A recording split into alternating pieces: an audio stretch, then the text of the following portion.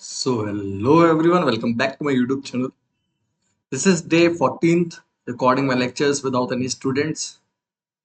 So, जैसे कि आप सबको पता है मैं ज़्यादा बकवास करता हूँ, तो अपने पॉइंट्स पे आते हैं, अपने लेक्चर पे आते हैं। ये एक यूपीएससी की ऐसी करंट अफेयर सीरीज है जो आपको पेड बैचेस में भी नहीं मिलेगी। सो थिंक अबाउट इट, इसको सीरियसली लेके चलो। जो मैं इसको मतलब जिस तरीके से मैं इसको समझाता हूँ वो मत लिखना, बस जो पॉइंट्स इसमें लिखे हैं उसको आंसर शीट में लिख कर आना और देखना this guy really help you, एक ना एक दिन कोई ना कोई बोले।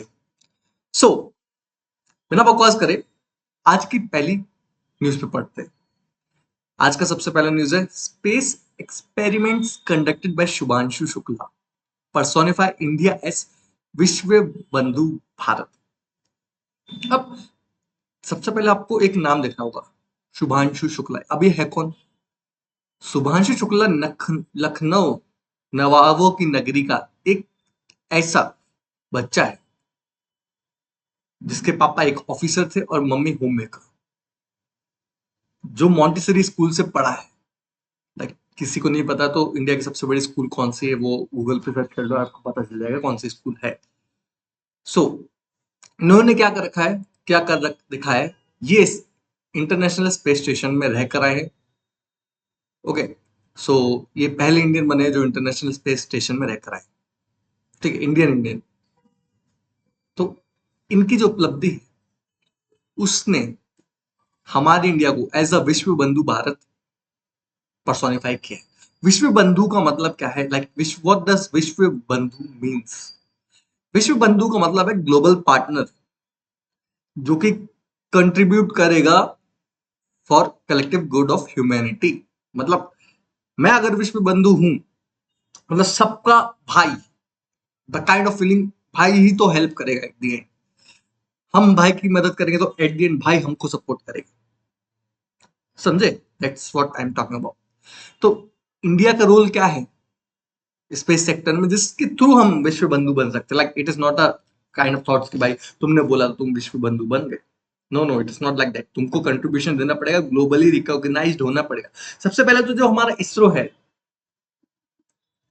सबसे लोएस्ट कॉस्ट पे चलता है। अगर अपन कंपेयर कर लें, नासा का जो बजट है वो है $21 बिलियन और इसरो का कितना है, 1 पॉइंट कुछ समथिंग समथिंग, समझ रहे? $21 billion and like 1 point something something. और जो अभी हमारा चंद्रयान था ना, कितने 800 850 करोड़ का था चंद्रयान प्रोजेक्ट, जो कि सक्सेसफुली हमने लैंड किया है, Chandrayaan 3। Okay, so the thing is that उसमें ना हमने 12 रुपए पर किलोमीटर खर्च किया है। समझे? 12 रुपए पर किलोमीटर। भाई ट्री नहीं जाती इतने पैसों में आजकल, लिटरली ट्री नहीं जाती। उसको बोल भाई 12 रुपए ले लो, 10 रुपए ले लो, हाथ तेरी मत किया, ऐसा सीन होता है। सो अब role of space sector in making India विश्व बंधु ग्लोबल कोलैबोरेशन। तो निसार क्या है? जो निसार था ना, NASA India like synthetic aperture radar, इसका फुल फॉर्म यही है। तो ये ना एक पहला स्टेप था जिसके थ्रू हमने हैंडशेक किया साइंटिफिक मेथड से। जो हम स्पेस टेक्नोलॉजी है उसकी मतलब पहला कदम मान सकते हैं कि हम आगे कोलैबोरेशन करेंगे और भी कंट्रीज के साथ। इंटरनेशनल कोलैबोरेशन अभी तो नासा के साथ किया है, कभी हम रॉसकॉस्मोस के साथ करेंगे। ठीक है, ऐसी जो जितनी जितनी कंट्री है उनकी उनकी स्पेस ऑर्गेनाइजेशन है, उनके साथ कोलैबोरेट करेंगे and we will do something better. Technology share होगा तो हमारा भी बेटरमेंट होगा, उनका भी बेटरमेंट होगा। This is what it is. ठीक है, उसके बाद हमने ओपन डाटा एक्सेस दिया है। हमने जो हमारा डाटा था जितना प्राइवेटाइज किया है उसके साथ अब हमने उसको डेमोक्रेटाइज करके रखा है, जिसके थ्रू हम लाइक ग्लोबल रिसर्च और एड करते हैं अपने। मतलब इससे क्या होगा, जो डाटा है ना वो एक जगह बंद के रहेगा। लाइक कैसे बोलते हैं कि नॉलेज शेयर करने से बढ़ती है। Why I am doing this? क्योंकि मैं आपको बताऊंगा, वो मैं शेयर कर रहा हूँ। अगर मेरे से कुछ गलत होगा आप मुझे कमेंट सेक्शन में बताओगे तो इससे क्या होगा, नॉलेज बढ़ेगी। That's what I am doing it. Okay, तो ओपन डाटा कर दिया एक्सेस का। ठीक है, उसके बाद क्या क्या है? अब इसमें इश्यू क्या आ रहा है, मतलब और क्या कर सकते हैं? इससे हम ग्लोबल चैलेंजेस को भी टैकल कर सकते हैं, जैसे कि डिजास्टर मैनेजमेंट। लाइक ऑब्वियस है, सैटेलाइट्स ऊपर है, उस वो तो हमको सपोर्ट करेगी ना डिजास्टर मैनेजमेंट में। हमको पहले से सुनामी के संकेत दे दी कि सैटेलाइट की देखो इधर पे सुनामी उठ रही, मतलब एट दी एंड आपको हेल्पफुल रहेगा। एग्रीकल्चर, एग्रीकल्चर में किस तरीके का क्लाइमेट कहाँ पे है, कितना टेम्परेचर बढ़ने वाला है, अभी बार मतलब किस सीड को, मतलब ये मौसम सही है सीड डालने के लिए, आगे कैसा टेम्परेचर होने वाला है, ग्लोबल वार्मिंग की वजह से जितने भी चेंजेस आते हैं तो वो डायरेक्टली इनडायरेक्टली एग्रीकल्चर को हिट करते हैं, जिसकी वजह से उसका रेट ऊपर नीचे होता है, तो it will help them. Climate and hazard monitoring, so it is what it is. अब ग्लोबल कॉमन्स क्या है? Establish India as knowledge contributor to shared scientific resources. Diplomatic leverage क्या है? Enhance India's role in tech sharing, capacity building and sustainable growth. अभी तक India जाना जाता था लेबर के बारे में, क्योंकि इंडियन लेबर लाइक एक तो या तो सीईओ बनेंगे इंडिया के लोग, या तो लेबर बनेंगे। CEO is so good, labour is like why, but still क्योंकि हमारी पॉपुलेशन बहुत ज्यादा है, हर कोई इतना अच्छा नहीं बन सकता, so we have to migrate. Okay, diplomatic leverage क्या हो गया कि हम टैक्स शेयरिंग करेंगे, ठीक है, मतलब हाँ, डिप्लोमेसी के थ्रू हम जो टेक्नोलॉजी एक कंट्री के साथ शेयर करते हैं, जैसे रशिया होगा, उसके साथ हम अपनी टेक्नोलॉजी शेयर करेंगे, तो रशिया भी अब हमारे साथ टेक्नोलॉजी शेयर करेगा। नेविक के बारे में तो आप जानते ही, इंडिया का अपना लाइक जीपीएस नेविक, ठीक है। इसरो का लो कॉस्ट इनोवेशन, मतलब इसरो की कैपेबिलिटी भाई लाइक माइंड ब्लोइंग है। सारी कंट्री इसरो का मजाक उड़ाती, लेकिन इसरो इज द बेस्ट। मजाक नहीं उड़ाती, लाइक जलती हैं, वी कैन से कि जो कंट्रीज जलती हैं वो बोलते ISRO is not that much efficient, ISRO के प्रोजेक्ट, लेकिन इसरो के जो प्रोजेक्ट्स हैं, 8,000 मतलब 800 करोड़ में जो 12 रुपए पर किलोमीटर वाला जो अभी हुआ ना जो करके दिखाया इसरो ने, वो कोई भी बड़ी कंपनी, बड़ी कंट्री की जो स्पेस एजेंसी है वो नहीं कर सकती, ठीक है। तो मेजर स्पेस इनिशिएटिव्स कौन है जो नासा इसरो लाइक है, कौन सा? सबसे पहला तो निसार हो गया, ठीक है। निसार क्या है? ये क्या करेगा? एक अर्थ ऑब्जर्वेशन मिशन है with rules of disaster management, climate monitoring. Disaster management में कैसे हेल्प करेगा निसार? कमेंट सेक्शन में बताइए। क्लाइमेट मॉनिटरिंग में कैसे हेल्प करेगा निसार? कमेंट सेक्शन में बताइए। ग्लेशियर ट्रैकिंग में कैसे हेल्प करेगा निसार? कमेंट सेक्शन में बताइए। और ग्लेशियर ट्रैकिंग की जरूरत क्या है, मतलब क्यों है, क्यों हमको ग्लेशियर को ट्रैक करना है, क्यों? हमारे पास तो दिखते ही नहीं है एट द एंड ग्लेशियर्स, तो व्हाई वी नीड दैट, वो भी कमेंट सेक्शन में बताइए, ठीक है। भारतीय अंतरिक्ष स्टेशन, जैसे कि हमारे शुभांशु शुक्ला अभी गए थे इंटरनेशनल स्पेस स्टेशन 2035 में, यही आदमी जाएगा भारतीय अंतरिक्ष स्टेशन, उनको भेजेंगे, मना नहीं कर सकते, दे हैव टू, क्योंकि यही है जिसकी वजह से लोग इंस्पायर्ड हुए हैं कि भाई स्पेस टेक्नोलॉजी, लाइक साइंटिस्ट बनना है, एस्ट्रोनॉट बनना है, मेरे को भी, लाइक मेरे को पता नहीं, छोड़ जाने। क्रूड लूनर मिशन, मतलब समझ रहे? क्रूड लूनर मिशन आपको क्या समझ में आया? एक मतलब मून पे जाएंगे लोग इंडिया के स्पेस क्राफ्ट के थ्रू 2024 तक, गगनयान प्रोग्राम जो कि अभी चलने ही वाला है, और बहुत सारे आगे के फ्यूचर प्रोग्राम्स जैसे आदित्य L1 हो गया, और बहुत सारे प्रोजेक्ट्स हैं जो लाइक स्ट्रेटेजिकली इसरो काम कर रही है जिन पे। ओके, सो अब हम चलते हैं नेक्स्ट न्यूज पे, जो कि जन विश्वास बिल 2025।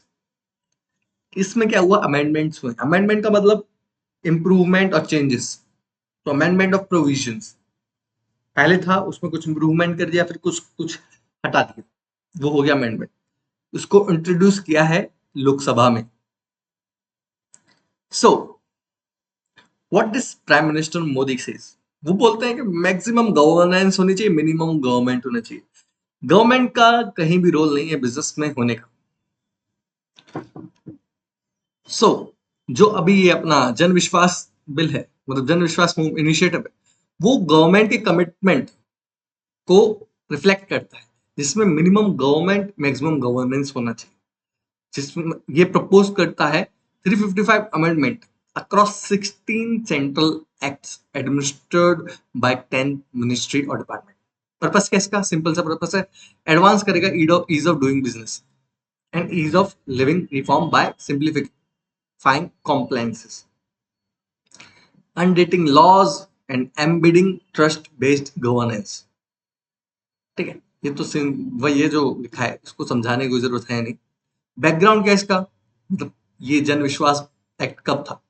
तो ये जन विश्वास एक्ट 2023 में आया, जिसने डिक्रिमिनलाइज किया 183 प्रोविजन एंड 42 सेंट्रल एक्ट्स।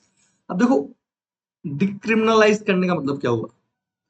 कभी कभी कुछ छोटे छोटे पॉइंट्स भी होते हैं ना, जिसके थ्रू आपको बड़ी वाली पनिशमेंट मिल सकती है। तो वो जो छोटे छोटे पॉइंट्स है जिसमें आपको उतनी बड़ी बड़ी पनिशमेंट नहीं मिलनी चाहिए,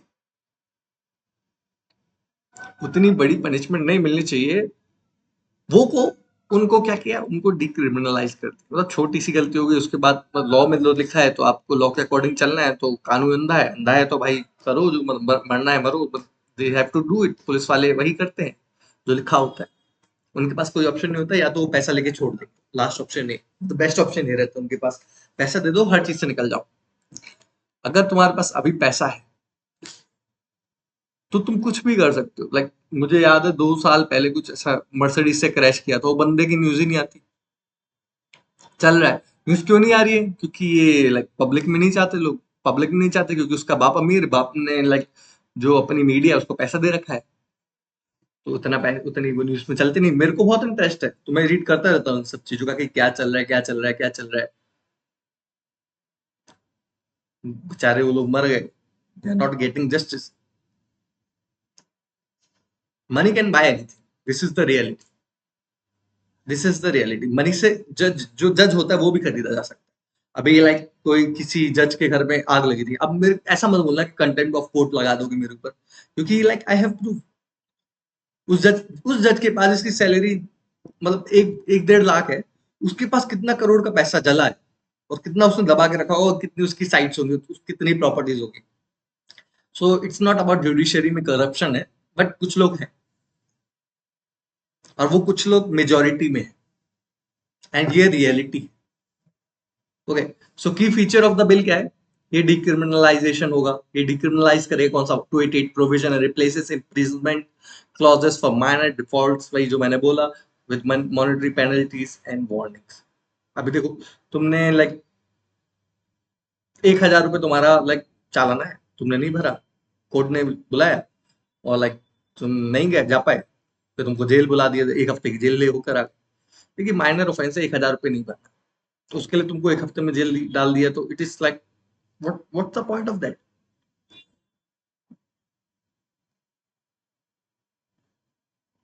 ऐसे कुछ एक्ट्स हैं जैसे कि tea act 1953, legal metrology act 2009, motor vehicle act 1988, drugs and cosmetic act 1940, which were part of Jan Vishwas Act, are proposed for further decriminalization under current bill। तो जो एक्ट्स हैं ये आपको 4 बता दिए, टी एक्ट हो गया, लीगल मीट्रोलॉजी एक्ट हो गया, मोटर व्हीकल एक्ट हो गया, और जितने भी एक्ट हैं वो इसी के पार्ट थे, और अब इसको डिक्रिमिनलाइज करने के लिए करंट बिल में डाला गया। Rationalization of penalty are made proportionate with graduated penalties for repeated offenses। First time contravention, पहला मतलब क्या होता है फर्स्ट टाइम कॉन्ट्रवेंशन का मतलब क्या है? सिंपल कि पहली बार कुछ गलती करी है, तो इसमें भी कुछ 76 ऑफेंस है इसी एक्ट के अंदर, मतलब under 10 acts will now attract an advisory and warning for first time contravention. मतलब पहली बार हुआ है, जरा माफ कर दो, तो वही वही वाला सीन, रफा दफा करो, वही वाला सीन है। Ease of living enhancement. Various provisions are proposed for amendment in New Delhi Municipal Council Act 1944 and Motor Vehicle Act, वही सब लिखा है। ठीक है, ये एक्ट वगैरह उतने डिटेल में जाना है, लेकिन इसका मतलब ये आपको समझना है कि ये पॉलिसी याद रखना है कि हम चेंजेस कैसे ला सकते हैं एडमिनिस्ट्रेशन। ये bill, ministry of power issued revised draft notification on renewable consumption obligation framework। अब मिनिस्ट्री ऑफ पावर किसके अंडर आती है और कौन इसका लीडर है? कमेंट सेक्शन बताओ। तो मिनिस्ट्री ऑफ पावर ने इश्यू किया है revised draft notification on renewable consumption obligation. तो है क्या ये चीज? तो ये इससे पहले आप देख लो, रिन्यूएबल कंजम्पशन ऑब्लिगेशन के बारे में बात हो रही है। तो रिन्यूएबल मतलब क्या है? जो ऐसे सोर्सेस के थ्रू बनी है एनर्जी। रिन्यूएबल मतलब बार बार इसको रिन्यू कर सकते हैं, मतलब it can be recycled type, ठीक है। उसको मतलब कंजम्पशन ऑब्लिगेशन। तो कंजम्पशन ऑब्लिगेशन का मतलब क्या हुआ यहाँ पे? इसमें मेनली हो रही है बात इलेक्ट्रिसिटी की। तो अभी जो नॉर्मल इलेक्ट्रिसिटी है वो कोल बर्न करके मोस्टली आती है, लेकिन उसके भी इलेक्ट्रिसिटी के अदर ऑप्शन है, अदर चॉइसेस हैं, जैसे कि हमारी होगी सोलर पैनल हो गए, हाइड्रो एनर्जी हो गई, ठीक है। तो वो क्या है, वो एनर्जी हम बार बार बना सकते हैं और उसमें कुछ कंजप्शन नहीं हो रहा। मतलब कोयला तो जल गया, खत्म हो गया, लेकिन पानी तो बह ही रहा है ना। It's like unlimited source of energy, तो उसका यूज करना चाहिए। तो जो नोटिफिकेशन इशू हुआ है अंडर एनर्जी कंजर्वेशन एक्ट 2001, ये एस्टेब्लिश करता है mandatory year wise renewable energy consumption target करता है फ्रॉम 2025 से 30 तक। इसके through government is moving toward RCO trajectory from present renewable purchase obligation to boost consumption of renewable energy. तो अब दो टर्म्स आ गए अपने पास, आरपीओ एंड आरसीओ। तो अब आरपीओ और आरसीओ को समझे। So what RPO means? RPO mandate करता है इलेक्ट्रिसिटी डिस्ट्रीब्यूशन कंपनीज को, लाइक जो इलेक्ट्रिसिटी डिस्ट्रीब्यूशन कंपनीज होती हैं, जैसे कि देखो एनटीपीसीएल, एनटीपीसीएल क्यों बोल रहा हूँ, विद्युत लिमिट, ठीक है। ये जो कंपनीज है, वो एग्जाम था तो आ गया मुंह में। जो कंपनीज होती है, विद्युत लिमिट हो गया जबलपुर, हमारे यहाँ तो जबलपुर विद्युत लिमिटेड चलती है, ठीक है। ये कंपनी है। तो वो जो एनर्जी खरीद रहे हैं उसका कुछ मिनिमम अमाउंट वो रिन्यूएबल एनर्जी से मतलब ले, ठीक है। तो ये मैंडेट करता है electricity act 2003 and government release RPO trajectory aiming कि वो इंक्रीज करे। जो अभी 24.61% था, कि तुम्हारी 100% एनर्जी तुम मतलब मान के चलो तुम एक इलेक्ट्रिसिटी कंपनी के ओनर हो और तुम्हारी इलेक्ट्रिसिटी की सप्लाई कोयला है मोस्टली। अब गवर्नमेंट बोली धीरे धीरे करके कि अभी जो आपकी इलेक्ट्रिसिटी है, पहले तो 10% आप लेकर आए किसमें, रिन्यूएबल एनर्जी में, चलो 10% ले। फिर 5 साल बाद कर दी 20 ले आओ। अब उस टाइम बाद बोल रही कि 2030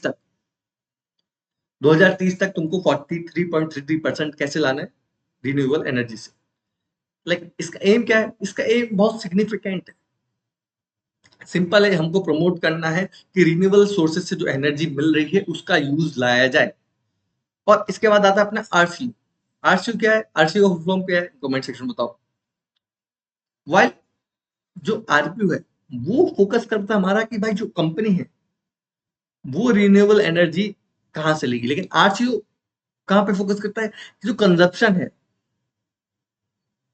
जो रिन्यूएबल एनर्जी का वो कंजप्शन मेजॉरिटी, मतलब जो कंजप्शन है उसमें बढ़ावा दो।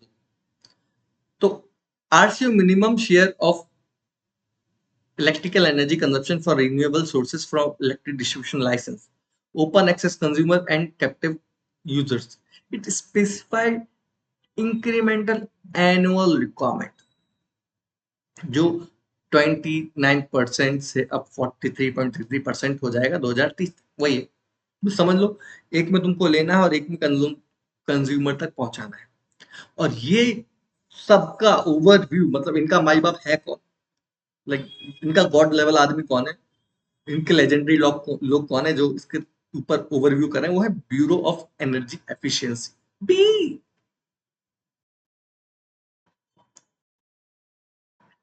सो अब हम चलते हैं अपनी नेक्स्ट न्यूज पे, जो कि है मिनिस्टर ऑफ स्टेट। इन्होंने highlight of modern technology for water management and conservation. So one one more time मैं पूछता हूं कि मिनिस्टर ऑफ स्टेट फॉर जल शक्ति है कौन? मिनिस्टर ऑफ जल शक्ति है, लाइक वाटर मैनेजमेंट की अथॉरिटी है कौन? सो अब बात ये चल रही है कि जो आजकल टेक्नोलॉजी है उसके थ्रू हम वाटर मैनेजमेंट कैसे कर सकते हैं, एट द एंड यही बात है, ठीक है। तो applications of technology in water management and conservation, तो कैसे हो सकता है। तो इसके एप्लीकेशन के बारे में हमारे मिनिस्टर ऑफ स्टेट फॉर जल शक्ति उन्होंने बताया और इसके कुछ हाईलाइट्स करें rules. So AI driven analysis, it processes GIS GIS and satellite data to identify optimal locations for farm ponds, recharge wells, check dam and rain water। तो अगर हम AI, देखो हर जगह आजकल तो ऐसा कि हर जगह यही लग, अगर कोई जूता भी बेच रहा है ना तो उसमें भी लिख देता है AI ड्राइवन जूता। ऑटो चला रहा है तो AI से चल रही गाड़ी, लाइक AI तो आजकल हर जगह चल ही रहा है, ठीक है। आर्टिफिशियल इंटेलिजेंस इसका फुल फॉर्म होता है, अगर किसी को नहीं पता है। तो ये पहला क्या है, AI ड्राइवन एनालिसिस। तो जो सैटेलाइट डाटा है हमारा, सैटेलाइट से बहुत टाइप का डाटा मिलता है अपन को, ठीक है।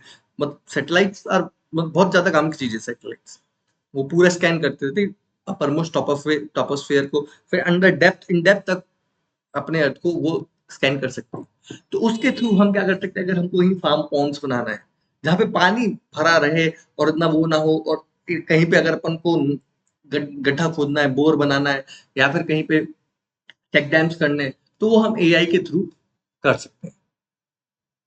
मतलब AI की अब हम हेल्प ले सकते हैं। अगर हमको ही देखो एक डैम बनाना है तो हम लाइक AI के थ्रू एनालाइज करेंगे कि भाई ये डैम देखो, हमको ये डैम बनाना है तो इसकी बेस्ट लोकेशन कहाँ होगी। देखो एक नदी आ रही लंबे ऊपर से नीचे तक, तो ये नदी यहाँ पे सही बनाएंगे डैम, मतलब यहाँ डैम सही रहेगा, यहाँ डैम सही रहेगा। अब इंसानों की जरूरत नहीं है उस चीज के लिए, AI बताएगी इधर देखो, इधर बेस्ट लोकेशन है, इधर का देखो इंटर मतलब अंदर की चीजें ये है, ऊपर की चीजें ये रही, चीजें ये रही, और ये लाइक ये डैम इसको होल्ड कर सकता है, इतनी कैपेसिटी यहाँ पे बनाओगे तो ये यहाँ पे होल्ड हो जाएगा। It is what I am saying, ठीक है। It can also perform automated inspection to capture early indication of leaks or deterioration in rainwater storage system, ठीक है। तो अब हम इसमें ड्रोन्स भी यूज कर सकते हैं। टेक्नोलॉजी के बारे में बात करें, AI के बाद ड्रोन्स आते हैं। ड्रोन क्या है, ड्रोन का कैसे यूज करेंगे, सिंपल है, सर्वे करेंगे ऊपर का, हाई रेजोल्यूशन मैपिंग करेंगे और उसके थ्रू हम अपना like different type of like water management में हेल्प करेगा। जैसे कि कहाँ पे अगर देखो डैम्स बनते हैं ना, डैम्स कुछ कुछ डैम्स बहुत लंबे होते हैं, तो अगर हम वहां पे नीचे लाइक एक साइड तो पानी है, तो वो तो पानी है ही है, लेकिन नीचे साइड अगर हम आदमी को भेजे तो उसमें उसकी जान का भी रिस्क है और बहुत सारे रिस्क होते हैं। तो क्यों ना हम उस ड्रोन का यूज करें और उस डैम को प्रॉपर तरीके से एक विजुअल चेकअप कर दें इजिली। पैसा भी जाएगा, पैसा पैसा भी बचेगा, वन टाइम इन्वेस्टमेंट भी हो जाएगा, लाइक हमारा काम भी होता रहेगा, और इसके थ्रू हम रेगुलर चेक्स भी कर सकते हैं, चेकअप भी हो सकते हैं, ठीक है। It can also perform automated inspection, early indication of leaks or deterioration of rainwater storage system, IoT sensors and smart sensors। तो अब IoT sensors and smart sensors के बारे में बात करते हैं। ये डिवाइसेस एनेबल करते हैं real time monitoring of water quality, consumption pattern, thereby reduce water wastage, micro irrigation system. जैसे कि देखो अपना माइक्रो इरिगेशन सिस्टम पता है ना, ड्रिप इरिगेशन हो गया, स्प्रिंकल इरिगेशन हो गया, जिसके थ्रू हम वाटर वेस्ट का मतलब वाटर को ज्यादा वेस्ट नहीं होने देंगे। तो ड्रिप इरिगेशन इज लाइक आपका एक पौधा है, ऊपर से टप टप टप टप करके पानी सीधे जड़ों से नीचे जा, एंड स्प्रिंकल मतलब अभी अगर तुमने सटक से पानी डाला तो एक जगह पे बहुत सारा पानी डल गया, अब स्प्रिंकल ऐसे करके पूरी जगह पे पहुंच जाएगा पानी, ओके। अगर देखो मुझे पता है अगर आपने ये लेक्चर यहाँ तक देखा, so you guys are getting, मैं जो भी आपको समझा रहा हूँ you guys are getting it, really you are getting it.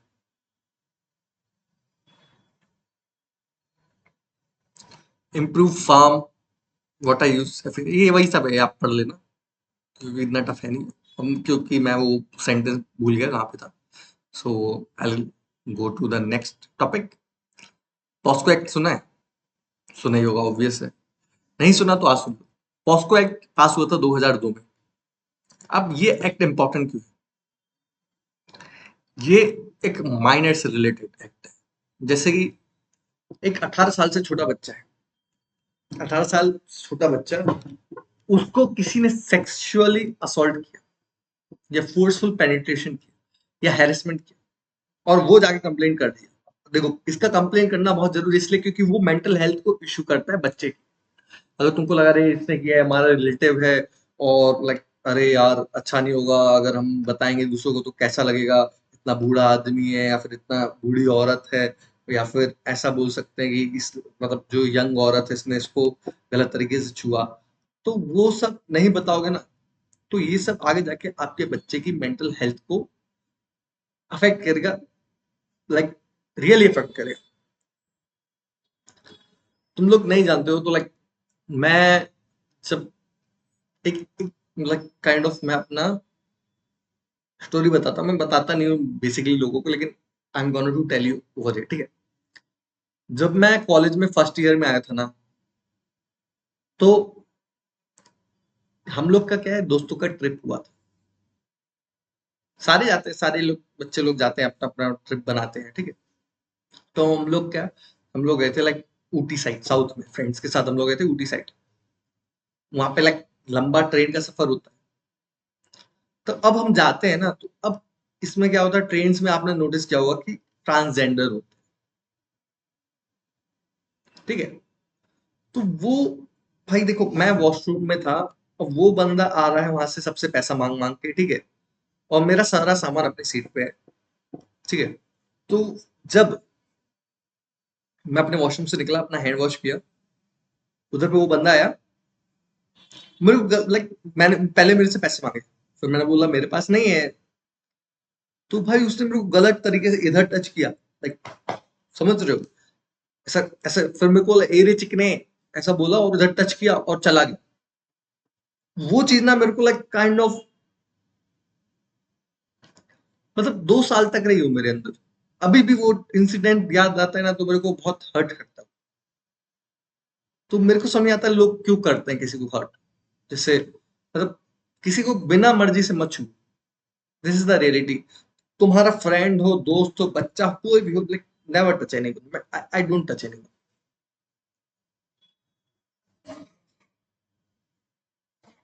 सो अभी न्यूज क्या है कि रिसेंटली कर्नाटका के हाई कोर्ट ने ना, उसने डिसमिस किया है वुमेन का प्ली, लाइक उसने क्या किया है, पॉस्को एक्ट के अंदर एक बच्चे को असॉल्ट किया। तो अभी वुमेन क्या बोलती है, वुमेन बोलती है कि भाई हमने ऐसा कुछ नहीं किया है, प्लीज हमको माफ कर दो, मतलब हमको छोड़ दो, ये बच्चा झूठ बोल रहा है। लेकिन कर्नाटक की हाई कोर्ट ने बोला कि जो पॉस्को एक्ट है ना, वो एक जेंडर न्यूट्रल एक्ट है। तुमने लड़के को छुआ है, गलत तरीके से छुआ है, उसका सेक्सुअल असॉल्ट हुआ है, सेक्सुअल हेरेसमेंट हुआ है, ठीक है। तो आप इसके अंदर आएंगे और आपके ऊपर गजब की कार्यवाही होगी, अब आप मजे लीजिए इस चीज के, ठीक है। क्या ये न्यूज, यही थी न्यूज। तो पॉस्को एक्ट के अंदर थोड़ी सी बातें कर लेते हैं। जेंडर न्यूट्रल मैंने आपको बता दिया, लड़का लड़की दोनों के लिए है, और एज 18 से पहले होनी चाहिए, ठीक है। अभी जो निर्भया केस में था ना, एक बंदा 18 से छोटा था, तो उसके साथ क्या हुआ, इजीली सुधार ग्रामर और छूट गया। सैड, मतलब यही है रियलिटी, कभी कभी ऐसा भी हो जाता है। तो हम नेक्स्ट न्यूज पे चलते हैं।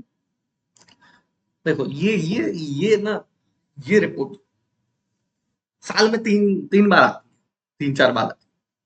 हाँ, ये लिखा है, अप्रैल मई जून, 3 महीने की रिपोर्ट आई अभी, पीरियोडिक लेबर फोर्स सर्वे, अभी 2025 में रिलीज की है। इसका एम क्या है, एस्टिमेट करना कि और जो various indicators employment and unemployment की हमारी कंट्री में, वो ये रिपोर्ट शो करती है, ठीक है। और ये रिपोर्ट बनाता कौन है, सबसे इंपॉर्टेंट बात तो ये हो गया कि पीरियोडिक लेबर फोर्स रिपोर्ट बनाता कौन है? ये बनाता है मॉस्पी, एनएसओ। मॉस्पी और एनएसओ के बारे में अगर आपको ज्यादा जानना है तो लाइक मैं लेक्चर्स बना सकता हूँ, लेकिन आई डोंट वांट, ऐसे नहीं करूंगा। Doing only current affair today, मतलब अभी तो मैं करंट अफेयर्स पे ही फोकस कर रहा हूँ, आगे जाके कभी बना सकता हूँ। अगर आपको डिटेल में अगर समझना है, लाइक पॉइंट टू पॉइंट, मतलब तगड़े लेक्चर्स बनाऊंगा मैं।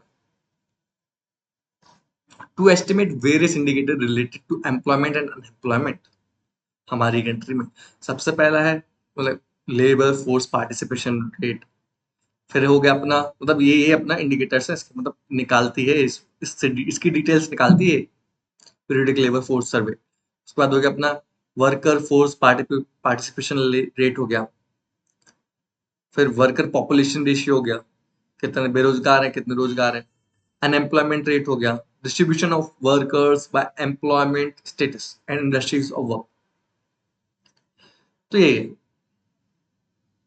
तो इसकी ना देखो, मनी जो कवरेज करती है फ्रीक्वेंसी, वो इसका लाइक मंथली भी होता है और लाइक एनुअली भी होता है। तो मंथली जो रिपोर्ट आता है वो लाइक CWS होता है, जिसमें 7 दिन में पीरियडिक रेफरेंस होता है इसमें। और उसके बाद यूएस होता है जो 365 डेज का रेफरेंस पीरियड में रिपोर्ट निकालता है।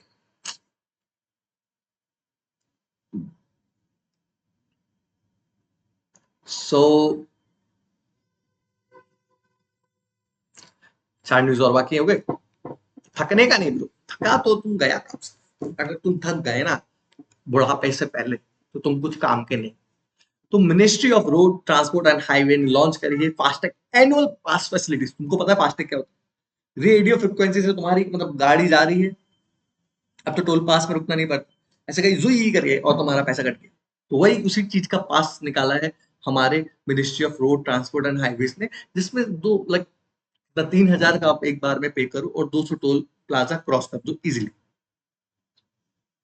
फास्टैग क्या है? तो ये रेडियो फ्रिक्वेंसी आइडेंटिफिकेशन टेक्नोलॉजी पे काम करता है। जैसे तुम यहाँ से निकलते हो, वहीं से ऊपर से डिवाइस होता है, वो आपकी लाइक जो फास्टैग पे लगा हुआ चिप है उसको स्कैन करता है, तुरंत तुरंत करके निकल जाता है, तुम्हारा बिल कट जाता है। ये अपना फास्टैग है। और ये किसके लाइक इट मैनेज किसके थ्रू जाता है? एनपीसीआई। एनपीसीआई का फुल फॉर्म क्या है? National payment corporation of India, तो आपको पता ही होगा। And national highway authority of India, ये दोनों इसको मैनेज करती है। अब हम नेक्स्ट चुटकल पुटकल सी न्यूज पे जाते हैं। Technology development board. Technology technology technology development board technology development board के बारे में। तो टेक्नोलॉजी डेवलपमेंट बोर्ड बैक करता है indigenous AI powered blood testing. समझ रहे हो? एआई पावर्ड ब्लड टेस्टिंग अभी तो लाइक ह्यूमन पावर्ड था, इंसान। अगर तुमको ब्लड टेस्टिंग पता हो, अगर शुगर, मेरी मम्मी शुगर की पेशेंट है, तो तुम मैनुअली सब कुछ करते हो। अब एआई पावर्ड है। So let's see what it is. ये आगे मेरे को लगता है इसके बारे में आगे डिटेल आएगी, तो जब आगे इसकी डिटेल आएगी ना तब मैं आपको सुनता हूँ। बॉन्ड यील्ड्स, देखो, तुम एक कंपनी के बॉन्ड्स खरीदते हो, तो फिर आपको उसका उसके अंदर जो प्रॉफिट और लॉस होता है उसको हम बोलते हैं बॉन्ड यील्ड्स। तो यही है बॉन्ड यील्ड्स। ठीक है। So now as a investor, आपके बॉन्ड यील्ड्स ना कुछ चीजों से इम्पैक्ट होते हैं। तो वो कुछ चीजें हैं, वो मैं आपको बता देता हूँ। सबसे पहला तो है कि ये बॉन्ड यील्ड्स होते हैं वो डायरेक्टली बॉन्ड प्राइस से कनेक्टेड है। सबसे पहला है कि इनवर्स रिलेशन है। जब बॉन्ड प्राइस क्या होता है, कम होता है ना, तो बॉन्ड यील्ड बढ़ जाता है। ठीक है। सेकंड इज, जो जब मार्केट का इंटरेस्ट बढ़ेगा और नए बॉन्ड यील्ड आएंगे तो वो हमको बेटर रिटर्न्स देंगे, causing existing bond yield price to fall and yields to increase. समझे? जब इंटरेस्ट रेट बढ़ेगा, प्राइस कम होगा और हमको फायदा ज्यादा मिलेगा। Bond yields also fluctuate in response to change in market sentiment. अभी देखो, कोई बस लाइक रतन टाटा मर गए, लाइक शांत हो, श्रद्धांजलि हो, तो उनके बाद क्या हुआ? मार्केट में फ्लक्चुएशन आई, तो वही उसी फ्लक्चुएशन का सेंटीमेंट मार्केट सेंटीमेंट से रिलेटेड है। Inflation expectation and economic outlook. अभी जो अडानी है, अडानी ने वो उसकी दुश्मन कंपनी है हिंडनबर्ग, ऐसे आई थिंक सो वही है, उसको बंद करवा दी। क्यों? क्योंकि उसकी वजह से उसका कितना लॉस हुआ भाई। हिंडनबर्ग रिपोर्ट ही निकालता रहता है, बकवास अथू इन रिपोर्ट। तो ये है लास्ट न्यूज आज की, जो कि ऑर्गेनाइजेशन ऑफ बायोडाइवर्सिटी। अभी जो रिसेंट स्टडी हुई उसने आइडेंटिफाई किया है जनरल स्पेटलाइज, अरे जाने दो, रीऑर्गेनाइजेशन क्या है समझ रहे होगे। सो इसलिए मेरे को अभी जाना है, तो आई एम सॉरी, आज का थोड़ा डिटेल नहीं था, but still I think it will work for you. बाकी ये सब आप रीड कर लें, इसकी पीडीएफ अगर चाहिए हो तो मेरे, बाय बाय।